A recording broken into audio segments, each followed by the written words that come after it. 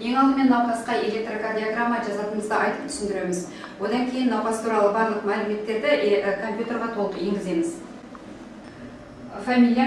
Муканов Оңдасым Амангазевич.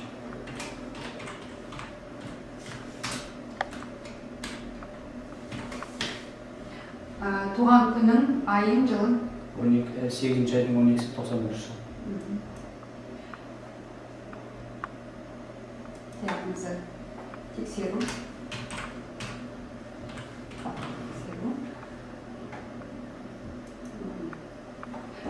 Бойың? 1,74. 74 сантиметр. Салмағың? 74. Салмағың 74 килограмм, иә? Тексеру. Электрокардиограмма жасаңыз бірінші рет. Науқасты кушеткаға дұрыс орналастырып шалқасынан жатқызамыз. Науқасты белге дейін жалаңаштандырылып, балтырларын киімнен босатамыз. Зерттеуді демалғаннан кейін 10-15 минут, тамақтан кейін 2 сағаттан кейін бастаймыз.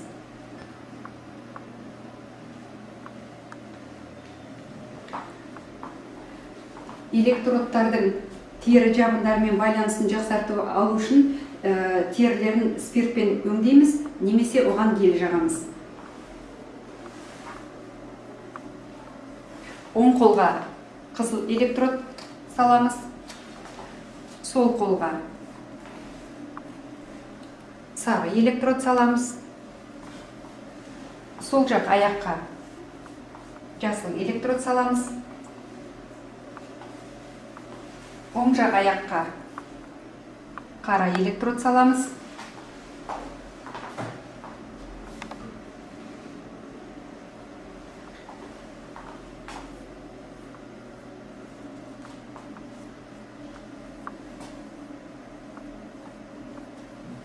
Аяқ қолдарына электродтарды салып болғаннан кейін, кеуделік тіркемелерді жазу үшін грушалар қоямыз.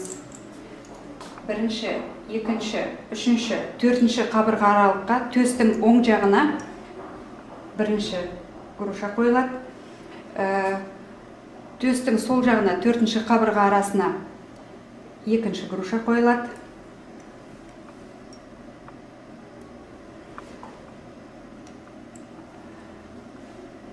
Төртінші қабырғаның үстіне үшінші груша қойылады. Орта бұғана сызығымен бесінші қабырға аралықта төртінші груша қойылады.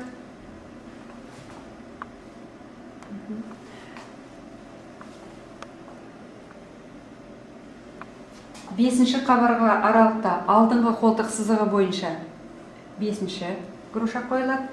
Қолды сәл ашасың.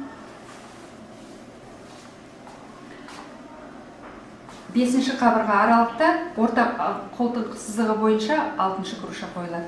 Содан кейін науқасты кушеткада сәл босаңсып жатуын сұраймыз.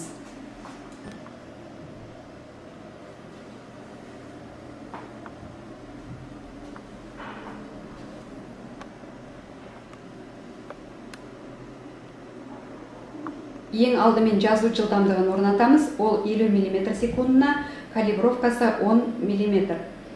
Жазардың алдында мониторинг өткіземіз. Мониторингтағы әрбір тіркемеде жазудың тексереміз.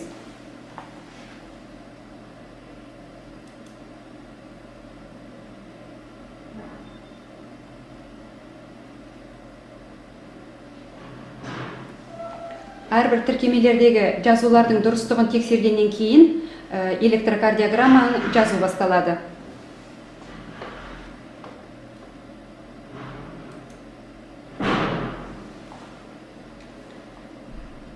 Электрокардиограмма жазған кезде QRST циклдарын ең кем дегенде 4-4-тен аламыз.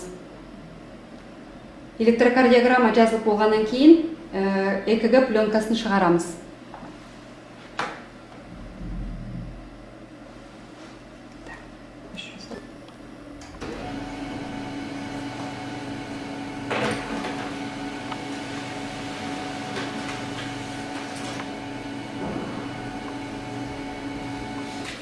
Электрокардиограммасы жазылып болған соң, науқастағы электродтар мен грушаларды аламыз.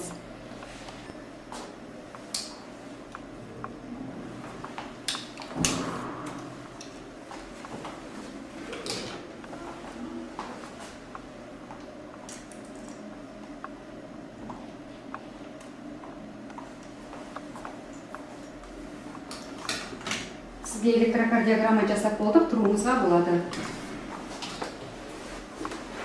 Енді мына электрокардиограммасының қорытындысымен дәрігерге баруыңызға болады. Көп рахмет.